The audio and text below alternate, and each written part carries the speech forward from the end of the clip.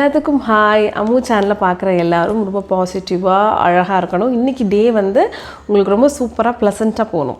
So இன்றைக்கி வந்து நம்ம பார்க்க போகிறதும் சேவிங்ஸ் பற்றின விஷயந்தான். முக்கியமாக வந்து பட்ஜெட்டிங்கில் ஒரு சின்ன விஷயம் நான் சரி பண்ணதுனால எனக்கு அடுத்தடுத்து சேவ் பண்ணுறதுக்கும் அந்த பட்ஜெட் பண்ணதை அப்படியே கரெக்டாக மேனேஜ் பண்ணி கொண்டு போகிறதுக்கும் ரொம்ப ஈஸியாக இருந்துச்சு. அதை தான் நான் இன்றைக்கி உங்களுக்கு ஷேர் பண்ண போகிறேன்.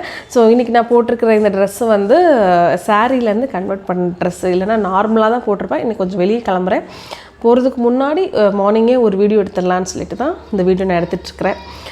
ஆக்சுவலாக லாஸ்ட் 7 டேஸாக நம்ம சேனலில் வீடியோ எதுவுமே நான் பண்ணலை. ஏன்னா நான் உங்களுக்கே தெரியும், இந்த மந்த் எல்லாருமே கோயிலுக்கு போயிருப்பீங்க இல்லையா. ஸோ நானும் வந்து கோயிலுக்கு போயிருந்ததுனால என்னால் அடுத்தடுத்த வீடியோஸ் வந்து போட முடியல. ஸோ வந்த உடனே உங்களுக்கு வீடியோ போடலாம் அப்படின்றதுனால தான் இந்த வீடியோ நான் எடுக்கிறேன். இது வந்து என்னோட ஒரு பர்சனல் எக்ஸ்பீரியன்ஸ் தான் நான் உங்களுக்கு ஷேர் பண்ணுறேன். என்னன்னால் எல்லாருமே வந்து பட்ஜெட் போடுவோம், ஃபுட்டுக்கு பட்ஜெட் போடுவோம் இல்லையா. ஸோ இப்படி சாப்பாட்டுக்கு தனியாக பட்ஜெட் போட்டு கடைசி வரைக்கும் அதை மெயின்டைன் பண்ணணும். அதுதான். ஏன்னா என்னோடய ஸ்டார்டிங் ஸ்டேஜில் என்னால் பட்ஜெட் நான் போடாமல் இருந்தேன். அப்புறம் பட்ஜெட்டிங் கற்றுக்கிட்டதுக்கு அப்புறமா என்ன பண்ணணும்னு ஒரு சின்ன விஷயத்தை கற்றுக்கிட்டதுக்கு அப்புறமா அதை அந்த மாத கடைசி வரைக்குமே நம்ம வந்து ஃபாலோ பண்ணி கரெக்டாக கொண்டு போனோம். அப்புறம் அதுலேருந்து நம்ம எப்படி வந்து சேவ் பண்ணுறதுன்ற விஷயம் வந்து நான் ஒரு ரொட்டீனாக பண்ணுறதுக்கு ரொம்ப கஷ்டமாச்சு. ஸோ அதனால தான் இந்த ஒரு சின்ன விஷயத்தை நான் ஃபாலோ பண்ணேன். இது நீங்களும் தாராளமாக ஃபாலோ பண்ணலாம். மேபி சில பேர் இதை நீங்கள் பண்ணிகிட்ருப்பீங்கன்னு நினைக்கிறேன், எனக்கு தெரியல. பட் இந்த ஒரு விஷயத்தை நான் வந்து பண்ணதுனால தான் எனக்கு வந்து அந்த பணம், இப்போ நான் வந்து என்னோடய பட்ஜெட் வந்து பார்த்திங்கன்னா 6000 rupees, மாதம் 6000 ரூபாய். அதில் தான் வந்து பார்த்திங்கன்னா வெஜ் ஆகட்டும், நான்வெஜ், பலசரக்கு, காய்கறி எல்லாமே, இப்போது ஸ்நாக்ஸ் ஆகட்டும், ஃப்ரூட்ஸ் ஆகட்டும், எல்லாமே நான் அதில் தான் மேனேஜ் பண்ணணும். ஸோ அந்த விஷயத்தை வந்து நான் ஸ்டார்டிங் ஸ்டேஜில் பண்ணுறதுக்கு, ஹேண்டில் பண்ணுறதுக்கு, பணம் வந்து தனித்தனியாக பிரித்து வைக்கிறதுக்கு நம்மளால் முடியாது. ஸோ இந்த ஒரு மெத்தட் தான் நான் ஃபாலோ பண்ணேன். ரொம்ப ஈஸியான மெத்தட் தான். ஆனால் இப்படி பண்ணுறது மூலியமாகவே நமக்கு தெரிஞ்சிடும் நம்ம எவ்வளோ என்னென்ன செலவு பண்ணியிருக்கோம் அப்படின்னு சொல்லிட்டு ரொம்ப ஈஸியாக தெரிஞ்சிடும். அதே நேரத்தில் எதில் அதிகமாக செலவு பண்ணுறோம், அது எப்படி நம்ம கம்மியாக கொண்டு வரணும், எப்படி நம்ம ஏதாவது ஒரு அந்த 6000 செலவு பண்ணக்கூடாது இல்லையா. அந்த 6000 நம்ம அட்லீஸ்ட் என்ன சேர்த்து வைக்கிறோம், அதை தான் நான் இன்றைக்கி உங்களுக்காக காட்ட போகிறேன். ஸோ மறக்காமல் நம்மளோட இந்த அம்மு பாசிட்டிவிட்டி சேனலை லைக் பண்ணுங்கள், ஷேர் பண்ணுங்கள், சப்ஸ்கிரைப் பண்ணுங்கள். வாங்க வீடியோக்குள்ளே போகலாம். இதுதான் அந்த ட்ரே, அதாவது என்னோடய பட்ஜெட் பிளானிங்க்கு நான் பிரித்து வச்சுருக்கிற ட்ரே இது.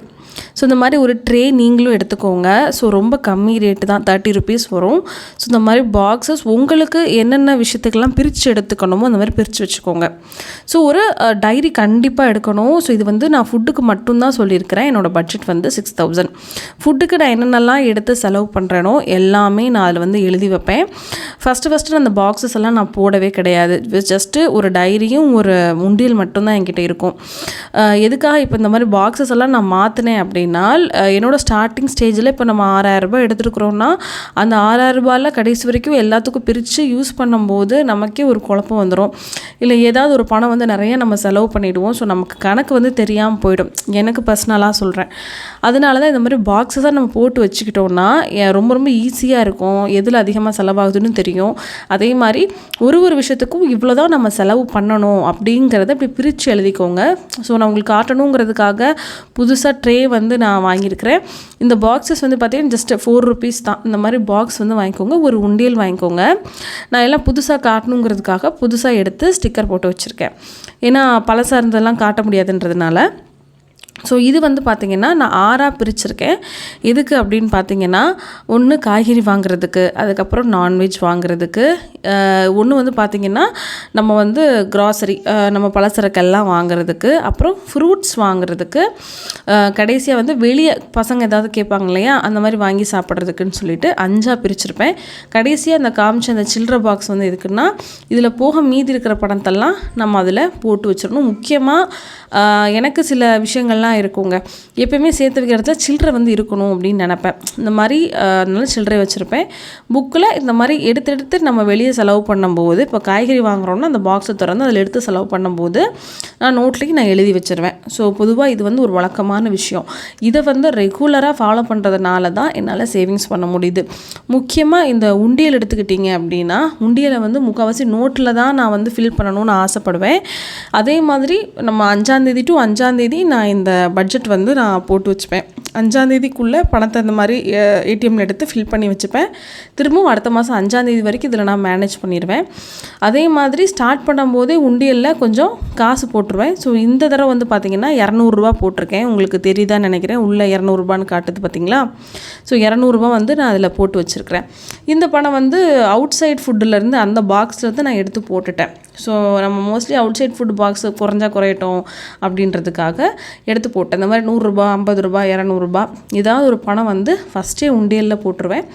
அப்போ தான் நமக்கு ஒரு சேவிங்ஸ் வரும் அப்படின்ற ஒரு சின்ன ஒரு விஷயத்தினால தான். ஸோ இதுதான் வந்து நான் ஃபாலோ பண்ணுற ஒரு விஷயம். நிஜமாக இந்த மாதிரி பிரித்து காசு நம்ம செலவு பண்ணும்போது நிஜமாகவே எதில் நம்ம அதிகமாக செலவு பண்ணுறோங்கிறது எனக்கு தெரியுது. நீங்களும் ட்ரை பண்ணி பார்த்தீங்கன்னா உங்களுக்கு தெரிய வாய்ப்பு இருக்குது. நான் என்னோடய பட்ஜெட் பிளான் என்னென்ன எவ்வளோ பிரிச்சுருக்கேங்கிறது இந்த வீடியோவில் சொல்லலை. ஏன்னா இந்த ஃபேமிலி ஃபுட் பட்ஜெட்டை வந்து தனியாகவே ஒரு வீடியோவாக நான் எடுத்துருக்கிறேன். அதை வந்து நான் போஸ்ட் பண்ணணும்னு நினச்சேன். பட் எடிட் பண்ணி தான் பண்ண முடியும். எல்லாமே நானாக பண்ணுறதுனால உடனே என்னால் பண்ண முடியல. நாளைக்கு வீடியோவில் அதை நான் தெளிவாக வந்து உங்களுக்கு எழுதிடுறேன். இந்த நோட்டில் நான் எழுதி வச்சுருக்கிறேன். இந்த 6000 ரூபாயில் தான் மாதத்தில் எல்லா செலவுகளுமே நான் வந்து பண்ணுறேன். அது மட்டும் இல்லாமல் இந்த உண்டியில் காசு போட்டிருக்கேன் பார்த்தீங்களா, அதுவும் சேர்த்து இந்த மாத கடைசியில் எவ்வளோ இதிலேருந்து மிஞ்சி இருக்குங்கிறதையும் நான் வீடியோவாக அப்டேட் பண்ணுறேன். எந்தெந்த டப்பாவில் எவ்வளோ காசு மிஞ்சி இருக்குங்கிறதும் காட்டுறேன். உண்டியலில் எவ்வளோ போயிருக்கு அப்படிங்கிறதையும் நான் தெளிவாக ஒரு வீடியோவாக எடுத்து சொல்கிறேன். இந்த மாதிரி நீங்களும் ட்ரை பண்ணுங்கள். கண்டிப்பாக பட்ஜெட் இப்போ தான் பண்ணுறோம், இப்போ தான் மேரேஜ் ஆயிருக்குன்னு நினைக்கிறவங்களும் பண்ணி பாருங்கள். 6000 ரூபாய் செலவாகவே ஆகாது. அதை விட கம்மியாக தான் செலவாகும். எவ்வளோலாம் மிச்சம் பண்ண முடியுங்கிறது உங்களுக்கே தெரிஞ்சிடும். மறக்காமல் லைக் பண்ணுங்கள். பாய்.